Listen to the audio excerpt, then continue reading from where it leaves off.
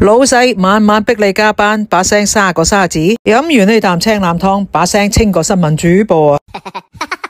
依家啲青腩新出，非常新鮮靚仔啊！青腩呢專克令男熱氣啊！如果屋企啲大弟成日食熱氣嘢，煲佢就啱啦。咁如果佢哋就成日捱夜嘅，就加啲花旗參。咁呢啲花旗參呢，成條煲呢好難出味噶，蒸一蒸軟佢，就剪開佢一粒粒就好易出味噶啦。咁青腩成完要放冰箱啊，煲之前呢，搵個刀拍一拍佢，更容易出味啊！咁煲嘅話3-4個人飲，每次10粒8粒就 OK 噶啦。咁燉嘅話就再減量。因為水少啊，青腩咧就澀澀地嘅。平時屋企有食唔完嘅蘋果雪梨咧，抌埋入去一齊煲咧，好啱噶。點解成日用蘋果嚟煲湯呢？一來好飲，二來加熱咗個蘋果好有益噶。今日仲有一個巢皮嘅青蘋果，掉埋入去一齊煲，煲扇骨啊！今日咁想啖湯再好飲啲呢，咁啊可以加啲螺片入去。冇螺片嘅，搞幾隻鮮鮑入去又得，放少少嘅元貝入去又得，有乜用乜啊！跟住放埋啲花旗參啊，俾2粒蜜棗，俾塊陳皮，煲佢個半鐘左右 OK 啦。如果之前入手咗鹹腩嘅，放2粒鹹腩入去煲都好好飲噶。